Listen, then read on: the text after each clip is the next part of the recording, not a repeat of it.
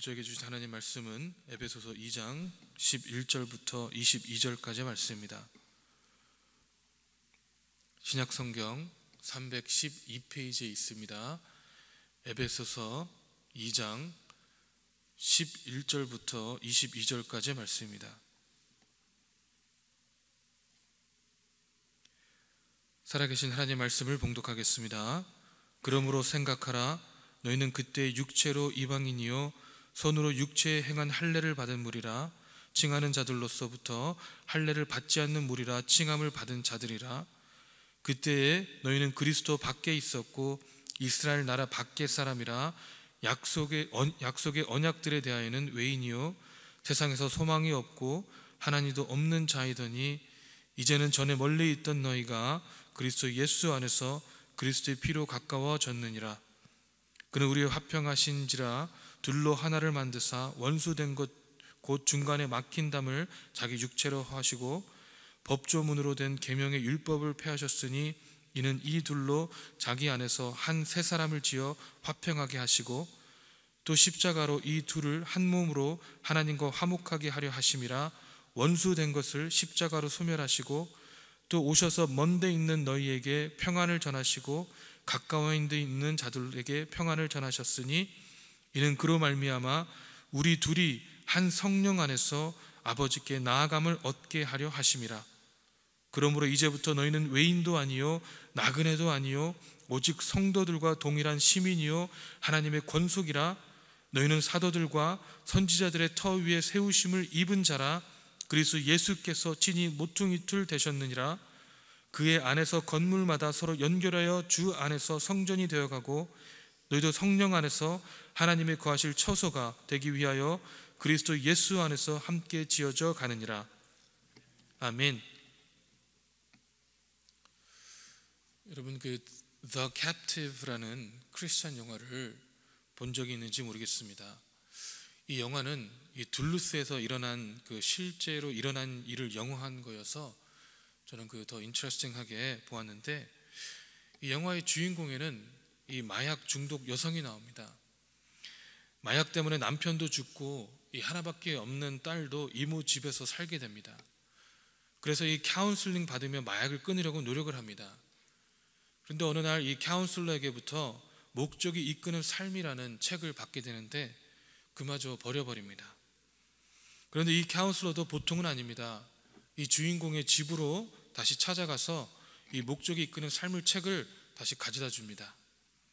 그렇지만 그 주인공은 그 책을 읽지 않고 한쪽에 처박아 둡니다. 그런데 어느 날 이 탈옥을 한 살인범에게부터 이 본인의 집에서 하스티지로 잡히게 됩니다. 아파트에 갇혀서 나가지도 못하고 하스티지로 잡혀서 본인의 딸과의 약속도 저버리게 되면서 이 주인공은 집의 한쪽에 있던 목적에 이끄는 삶을 잃게 됩니다. 결국에 이 주인공은 목적이 이끄는 삶을 또 살인자에게 읽어주게 되면서 이 하스티로즈부터 풀려나고 마약도 완전히 끊게 된다는 그런 내용의 영화입니다. 이 영화 끝에 이 실제 주인공과의 인터뷰가 나오고 지금 그 본인의 삶에 대해 소개가 나오는데 완전히 변화되어서 비슷한 처지에 있는, 자신과 비슷한 처지에 있었던 사람들을 도와주는 삶을 사는 모습을 보게 되었습니다. 이 한때는 마약 중독자였습니다. 마약 중독으로 인하여 하나밖에 없는 딸도 본인이 책임질 수도 없는 상황에 처해졌습니다. 그녀의 삶은 통째로 무너져 내리고 있었습니다. 이제는 떨어질 대로 떨어져서 더 이상 일어날 힘도 없었습니다. 그때 그녀의 삶에서 그녀는 예수님을 만났습니다. 그리고 그녀의 삶은 180도 변하게 되었다라는 것입니다. 여러분, 이 마약 중독자였고 삶의 희망도 없었던 사람도 예수님을 만나고 삶이 정말 완전하게 변환될 수 있다면, 그래서 새로운 삶을 다시 건설해 나갈 수 있다면, 이 마약 중독자도 아니고 삶의 상황도 그나마 그녀보다 더 나은 우리는 예수님을 만나면 정말 놀랍게 변해야 되지 않겠습니까? 이 요한복음 4장에 나오는 사마리아 여인도 이 남편이 5명이나 되는 창녀였고 이 모든 사람에게 손가락질 받는 이 사회에서 완전하게 소외받은 사람이었습니다. 마을 사람들이 수군댔소 아마도 온갖 수모를 당했을 것입니다. 대인 기피증도 생겨서 모든 날씨가 선선해지는 저녁에 물을 기르러 올 때 이 여인은 날씨가 너무도 더워서 아무도 물을 기르러 오지 않는 낮 12시에 혼자서 물을 기르러 왔습니다. 삶이 비참하고 그 아무도 이 여인과 상종하려고 하지 않았기 때문에 그 많은 아픔과 상처를 혼자 가슴에 지고 다녔습니다. 바로 그때에 이 여인은 예수님을 만났습니다. 이 세상에서는 아무도 본인을 사랑해 줄 수 없다고 생각했고 번번이 남편으로부터 버림을 받았기 때문에 아무도 이 세상에서 본인을 이해해 줄 수 없다고 생각했을 때 예수님께서 이 여인에게 영원히 목마르지 않은 물, 영생하도록 솟아나는 샘물을 주셨습니다. 여러분, 그 후로 이 여인에게 어떠한 일이 일어났습니까? 그 여인의 삶은 완전히 변화되었습니다. 예수님을 만나고 나니까 그동안 가지고 있었던 본인의 상처와 아픔이 완전히 회복되었습니다. 예수님을 만나고 나니까 그동안 본인을 싫어하고 수군대던 사람들, 그동안 그녀를 버렸던 사람들이 더 이상 기피의 대상이 아니었습니다. 오히려 본인 안에 들어오신 예수 그리스도를 알지 못하는 마을 사람들이 불쌍히 여겨졌습니다. 너무나 안타까워서 이제는 그들에게 내가 그리스도를 만났노라 고 외쳐야만 했습니다. 그녀의 삶에 완전한 변화가 일어난 것입니다. 여러분, 우리는 예수 그리스도를 만난 후에 우리의 삶이 완전히 변했습니까? 그동안 가지고 있던 상처, 그동안 가지고 있던 아픔이 완전히 회복됐습니까? 이제는 마음속에 기쁨이 넘쳐남으로 불쌍히 여기고 민망히 여김으로 나의 삶이 완전히 변했다라고 외치고 있습니까? 우리의 삶의 모든 사고와 우리의 삶의 모든 목적과 우리의 삶의 모든 태도가 오직 그리스도가 먼저이고 오직 하나님을 기쁘시게 하는 것으로 우리는 변했냐는 말입니다. 이 오늘 본문의 말씀은 이 구원을 얻은 자들의 모습을 말하고 있습니다. 예수님의 구원을 얻은 사람들, 삶이 완전히 변화된 사람들을 이야기하고 있습니다. 여러분, 우리는 운명이 바뀐 사람들입니다. 우리가 구원을 얻기 전에는 이방인들과 같이 세상에서 소망이 없고 하나님도 없는 사람들이었습니다. 13절과 17절에는 하나님과 멀리 떨어져 있다고 말씀하고 계시고 14절에는 우리와 하나님 사이에 막힌 담이 있다고 말씀하고 계시고 16절에는 하나님과의 원수, 곧 영원히 지옥에 떨어져 할 운명으로 살았다라고 증거하고 있습니다. 이런 우리에게 소망은 없고 멸망만이 있었습니다.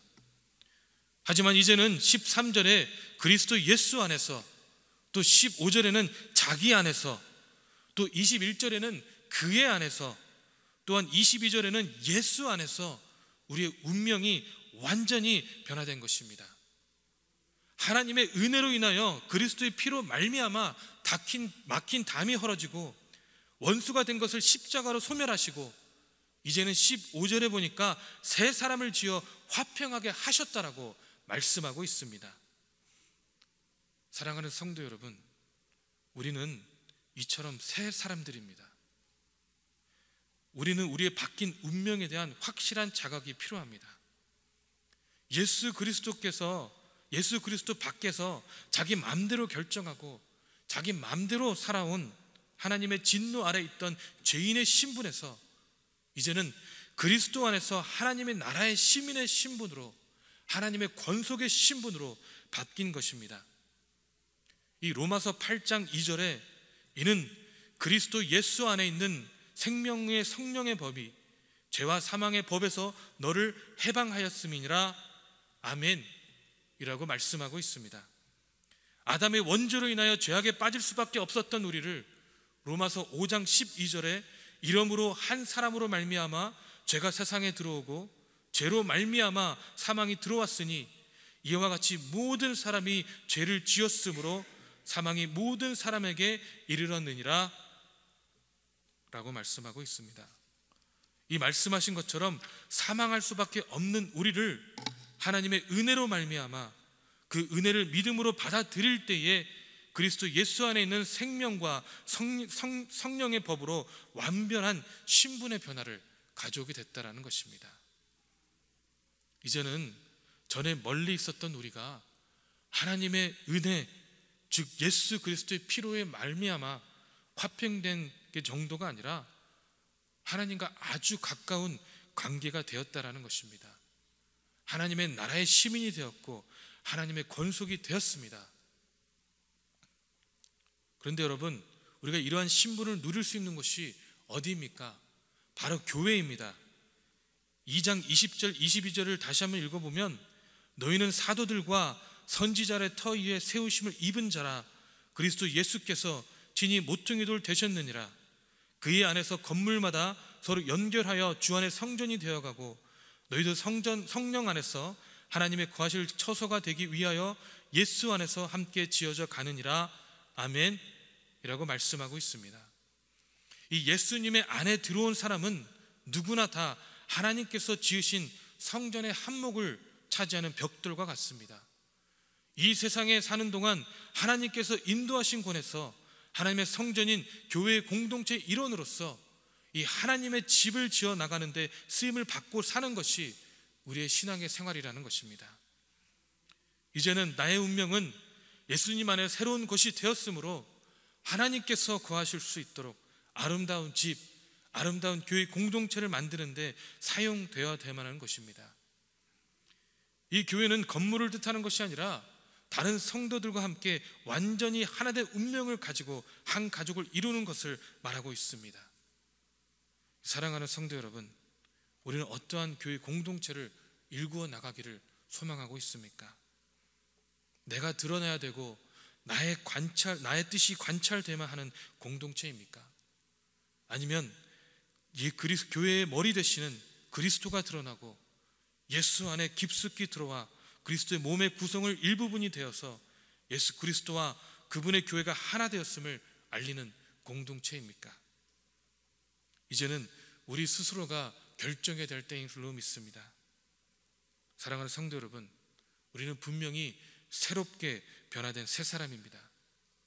오늘 이 새벽에도 하나님께 새 신분을 가진 자들로서 오직 저희를 통하여 그리스도만이 드러나게 해달라고 기도하시는 저와 여러분 되시길 주님의 이름으로 축원합니다.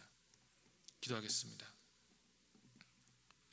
사랑의 하나님, 참으로 감사합니다. 아버지, 우리가 이제는 새로운 신분이 되었음을 자각하고 또 우리 교회 안에서 하나님의 말씀으로 아버지 우리 교회를 지어가는 신분이 되었음을 우리가 그 확신 가운데 거함으로 예수 그리스도 안에서 아버지 교회 공동체를 이끌어 나갈 수 있는 우리 한 사람 한 사람 될 수 있도록 축복하시고 인도하여 주시옵소서. 아버지, 그리하여 우리가 오직 이 세상 가운데서 하나님 말씀 빛과 소금의 역할을 감당함으로 아버지 정말로 더욱더 캄캄해져 가고 어두움 가운데 가져가는 이 세상 가운데 오직 하나님의 말씀을 들고 일어날 수 있는 우리 교회 가족이 될 수 있도록 아버지 축복하시고 인도하여 주시옵소서.